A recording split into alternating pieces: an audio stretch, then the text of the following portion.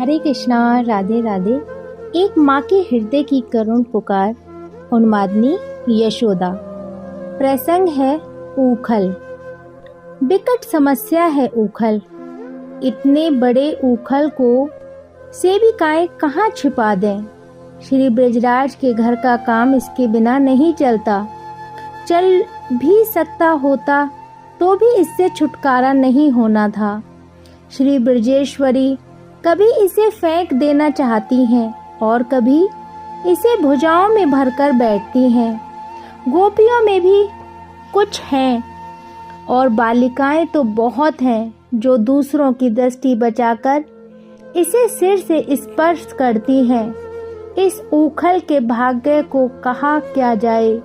इसकी पूजा होने लगी ब्रिज में। यह इतना भारी है, मैया अनेक बार ऊखल को उठाना चाहती है। भला ऊखल कहीं एक गोपी से उठता है। हिलाती डुलाती हैं और फिर रुदन करती हैं। मैंने इतने भारी ऊखल से सुकुमार नन्हे नीलमणि को बांध दिया था। वह इसे घसीटता रहा।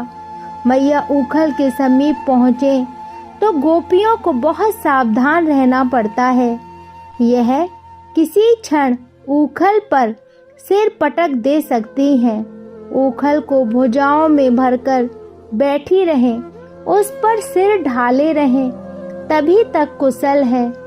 मुझ बंध्या को दूसरे का पुत्र पाकर बड़ा अभिमान हो गया था। मैं उस पर अपना अधिकार प्रकट करने वाली बन गई थी। मैया जब ऐसी बातें करने लगती हैं, कोई न कोई सेविकाई ही उनके मुख पर हाथ धर देती है। मत कीजिए, ऐसी बात मत कीजिए। सेविका हाहाकार करेंगी। ब्रजेश्वर सुनेंगे तो मूर्छित होकर गिर पड़ेंगे और कहीं आपके कुमार ने सुन लिया कि मैया उन्हें पराया मानती हैं तो इस ऊखल पर ही सिर पटकेंगे। ब्रजेश्वरी, हम सबका वध कर दो, किंतु यह बात मुख से मत निकालो। गोपियों का समूह क्रंदन करता मैया के चरण पकड़ेगा। श्याम सुंदर आपके पुत्र हैं, इसलिए तो हमारे हैं। आपके नाते ही वे यहाँ आ सकते हैं। आप क्या कह रही हैं? कोई देवरानी या जेठानी समीप हुई तो रोष पूर्वक झगड़ ही बैठेगी। बरसाने की सब लड़कियों को मार देना है। कीर्ति कुमारी सुनेंगी इसे तो 2 क्षण उसके प्राण टिके रहेंगे। हत्या करनी है उसकी। मैया भयभीत होकर इधर उधर देखेगी। मैया भयभीत होकर इधर उधर देखेंगी। इसकी समझ में नहीं आता कि क्या निकल गया। इसके मुख से अनेक क्षण मौन बनी रोती रहेंगी। उस दिन मेरे सिर पर पिशाच चढ़ गया था।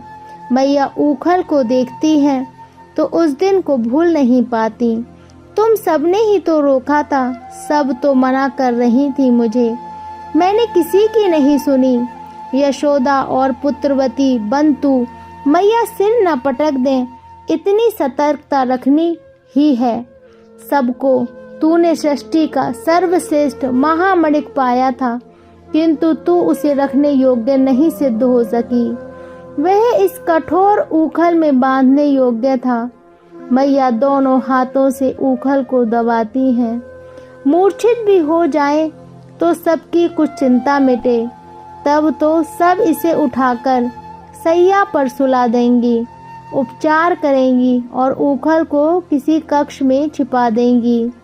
किंतु मैया की मानसिक पीड़ा की ज्वाला इतनी प्रबल है कि मूर्छा भी उससे दूर भागती है। वह इसे घसीटता फिरा। इतनी भारी ऊखल को वह घसीटता रहा। मैया चाहे जब विक्षिप्त हो उठती हैं, तुम सब मुझ पर थूको, मुझ पिशाचनी की भत्सरना करो, कोई मुझे स्पर्श मत करो। मैं सबसे तिरस्कार पाने योग्य हूँ। सब मुझसे मेरी छाया से दूर हट जाओ। मैंने हत्यारणी के समान अपनी कुसुम कोमल नीलमणि को इस ऊखल से बांध दिया था। वे प्रसन्न नहीं हुए थे। गोपियां मैया का मन दूसरी ओर ले जाने पर प्रयत्न करती हैं। वे स्वयं नहीं इस उखल से टिककर खड़े होते थे और कहते नहीं थे कि मैया बांध दे, वह बहुत भोला है। मैया का मन कभी कभी दूसरी ओर जाता है। वह तो झगड़ता था कि दाऊ दादा को बांध, भद्र को बांध, तोक को बांध, सबको एक साथ बांध दे, तू बांध तो सही, मैं बांधने वाली ही तो हूँ। मैया निढाल हो जाती हैं। छोड़ना तो मेहर को आता है। अब इससे कौन कहे कि सबको छोड़ने बांधने वाले उस चिर चपल को बांधने में दूसरा कोई समर्थ नहीं है। एक उन्मादनी माँ की करुण पुकार। उन्मादनी यशोदा। हरे कृष्णा, राधे राधे।